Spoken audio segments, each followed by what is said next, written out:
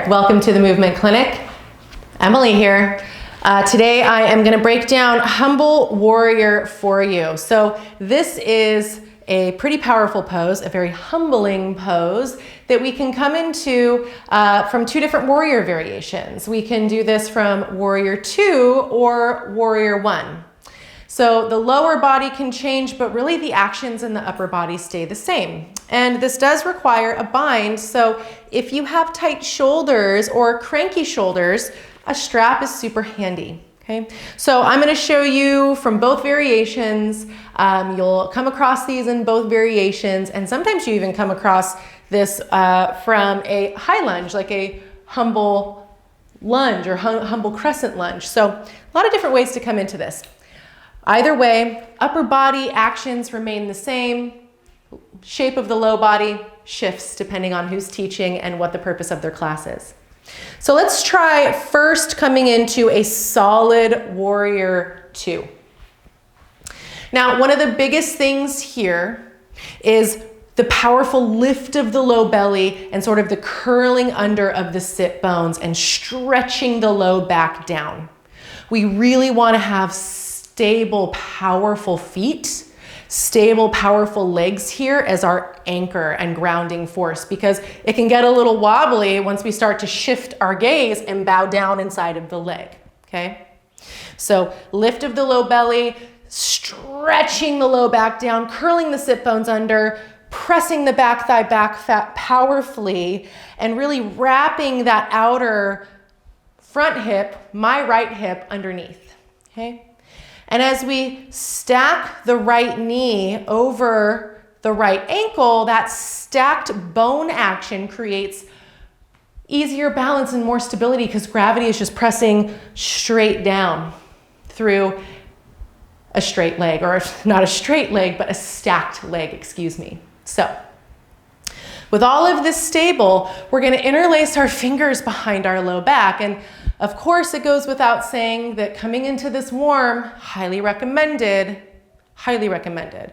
So either grab the strap behind you, or if you're not using the strap, interlace the fingers behind your low back. Bring the palms to touch if you can. Squeeze shoulder blades together, plug arm bones back and into shoulder sockets, and start to stretch the chest up as you press the knuckles down, okay? Now take an inhale here. As you exhale, I lift low right belly up and in, low belly up and in a lot so that the bony hip point and the right side of my body can really soften inside of that inner thigh. Powerful back leg, powerful front foot, those are all pressing down. Low belly lifts, absorb the low ribs, squeeze shoulder blades together, and lengthen the crown of the head inside of that front foot. Inhale slowly, brings us up, release the bind, give it a little shake. Okay, so that's the Warrior 2 variation. Now let's try what is my lesser favorite, Warrior 1.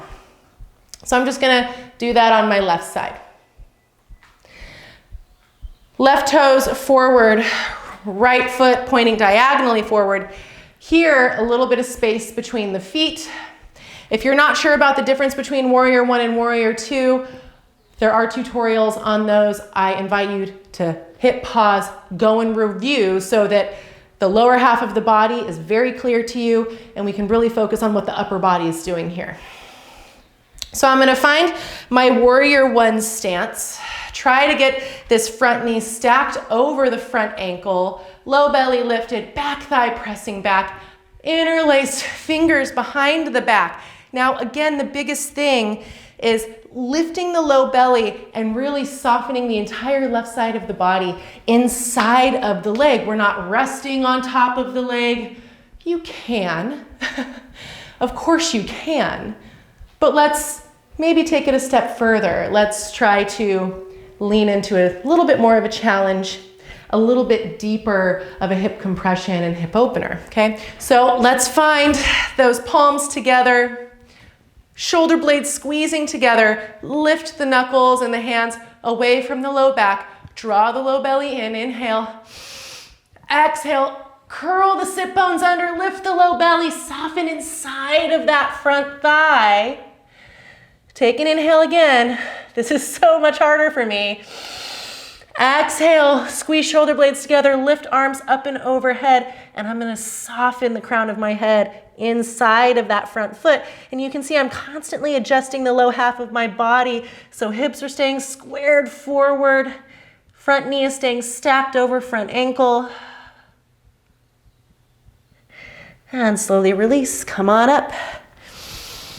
Whew. All right, so as you can see, a lot of work throughout the entire body, but really powerful legs. No matter what shape the legs are taking, that is your anchor, that is your grounding force, that strong pressing in. So this is a really powerful pose, but also demands really open chest and shoulders, okay? And so if you don't already have open chest and shoulders, or even after warming up, you still have sticky shoulders and a tight chest, grab a strap, get some help, it's all right. Then that way you can start to open up more and more and enjoy the benefits of this pose and sort of creating this bowing shape, which opens up the whole back line of your body as well. It's great. All right, let me know what you think in the comments. Of course, requests are welcome. I look forward to seeing you next time at the Movement Clinic. Bye.